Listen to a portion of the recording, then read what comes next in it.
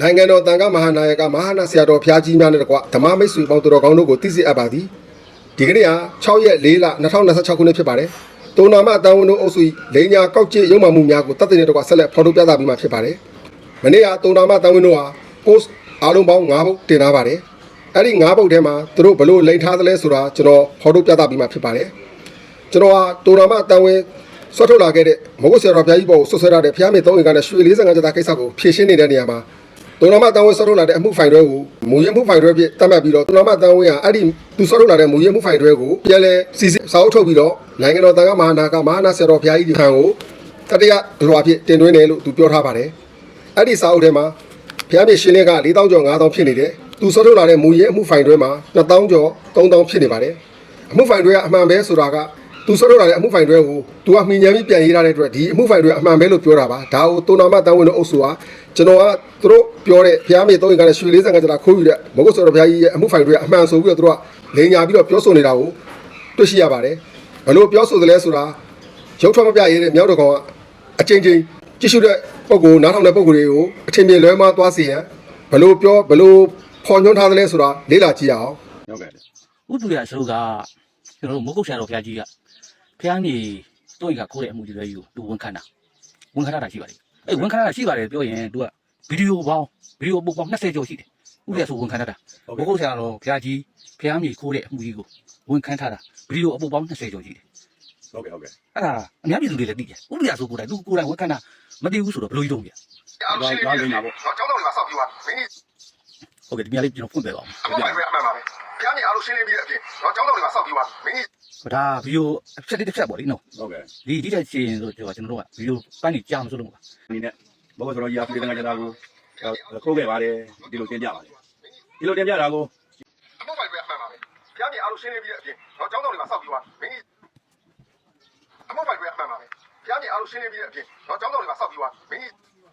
းဝန်ခံပါတယ်ဘုရားမြေခိုးတာကိုဝန်ခံခဲ့ပါတယ်အမှန်ပါပဲအမှန်ပါပဲဘုရားမြေအားလုံးရှင်းနေပြီတဲ့အပြင်ကျောင်းတော်တွေမှာစောက်ပြီးသွားမင်းကြီးဒါအတန်နဲ့ဝန်ခံတဲ့ဟာပါခေါင်းစဉ်တွေကိုကြည့်လိုက်လို့ရှိရင်တို့မနေ့ကတင်တဲ့ post 5ပုံမှာဘယ်နှချိန်ပြောထားသလဲဆိုတော့အဖြေအပေါ်ပါတယ်ဒါမရိုးသားတဲ့လိမ်လည်မှုတစ်ခုပါပဲရိုးသားတယ်ဆိုလို့ရှိရင်အားလုံးရှင်းလင်းသွားအောင်လို့တို့ဖော်ပြပေးရမှာဖြစ်ပါတယ်တို့ဖော်ပြနေတဲ့ video file ဟာ22ရက်3လ2026နေ့မှာကျွန်တော်တင်ထားပါတယ်အပြည့်စုံကိုသိချင်တယ်ဆိုရင်တောက်ရောက်လေ့လာလို့လည်းရပါတယ်တို့ရဲ့လိမ်လည်မှုကြောင့်တို့ထပ်လိမ်ထားတာကိုကျွန်တော်တွေ့ရှိရပါတယ်တူနာမတန်းဝင်ကအမိုင်း29ချက်ကိုမဖြည့်ရှင်းမဲနဲ့ဥတ္တရဆိုတာထွက်ပြေးတယ်ဆိုတော့ကျွန်တော်ကိုလိမ်လည်ပြီးဆွဆွဲထားပါတယ်အဲ့ဒီသူပြောခဲ့တဲ့အမှားတွေကိုကျွန်တော်ဖြည့်ရှင်းထားတဲ့ post ဖြစ်နေပါတယ်အဲကြောင့်တို့ကလိမ်ပြီးလိမ်တာပေါ်နေပါတယ်တက်တဲ့ video file ကိုအားလုံးလေ့လာကြည့်ကြပါဘိုးဆိုတော့ကြီးဟာချွေးလေးငါကြတာနဲ့တာမိုးကြီးတဲ့ငွေကျက်4000ခွဲဖို့ဒါထိုက်တန်တဲ့လားဒီ4000ခွဲဖို့ဟာချွေးလေးငါကြတဲ့တာမိုးကြီးပါတယ်အဲ့ဒီငွေနဲ့ရှင်းလင်းထားတဲ့ဘုရားပိုင်တန်ခါပိုင်ကြီးကိုငါပိုင်ကြီးလေးတဲ့ဘိုးဆိုတော့ကြီးဟာမှားပါတယ်လို့ပြောဆိုဆုံးမတာကိုဒီဥဒ္ဒရာဆိုတာငွေ9000ခွဲငွေ4000ခွဲ9000မရှိပါဘူးအဲ့ဒီလိုလင်းညာပြီးတော့ပြောတာမှားပါတယ်မှားတဲ့အကြောင်းကို4000ခွဲ9000ရှိတဲ့အကြောင်းကိုဒါစာအုပ်ထဲကိုဒါဒေတာကြီးညာပြတ်ထားတဲ့ဟာပါဒါမျက်စိမိပြီးတော့လိမ့်ပြီးတော့သွန်းနေတာမှားပါတယ်ဒါတစ်ပတ်တည်းမှာအမြေရှင်းလင်းတဲ့ကိစ္စပေါ့အမှုဖိုင်တွဲထဲမှာ2000ကျော်3000ပဲကုန်နေပါတယ်သူက4000ကျော်5000လို့ပြောပါတယ်အဲ့ဒါကိုစာအုပ်ကြီးထဲမှာချပြတယ်ဆိုတာအဲ့ဒီစာအုပ်ကြီးကသူကိုယ်တိုင်ရေးထားတဲ့စာအုပ်ကြီးပါအမှုဖိုင်တွဲအမှန်ပါပဲ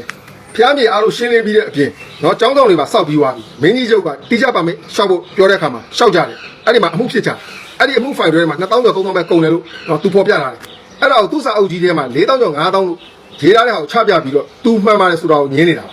ါနော်ဒီမှာသူကဘာနဲ့ညင်းလဲဆိုတော့ဒါ4000ကျော်5000ဆိုတာလောအားကားတွေအပြီး2000ကျော်3000ဆိုလောအားကားတွေမပြီးသေးဘူးပေါ့ယူနေလားလို့တုံနာမတန်းဝင်မေးချင်ပါတယ်အမှုဖိုင်တွေတော့တင်ပြီးသွားပြီလောအားကားတွေမရှင်းရသေးဘူးဆိုတော့ခမရတို့လူဘင်းပြောတဲ့စကားကိုခမရတို့လူဘင်းပဲယုံလို့ကျွန်တော်ပြောချင်ပါတယ်ကျွန်တော်ပြောခဲ့တာမူရင်းအမှုဖိုင်ဆိုတာကတုံနာမတန်းဝင်ဆွထုတ်လာတဲ့မူရင်းအမှုဖိုင်ကိုပြောတာပါဒီတုံနာမတန်းဝင်အဲ့သူဆွထုတ်လာတဲ့မူရင်းအမှုဖိုင်ကိုပို့ကားပြီးတော့ပြန်လဲထုတ်ဝေတဲ့နေရာမှာဖျားမြေရှင်းလင်းကတင်ထားတာကိုတွေ့ရှိရတဲ့အတွက်ကျွန်တော်ကသူတို့ရဲ့လိမ်လည်မှုဖော်ထုတ်တာကိုသူ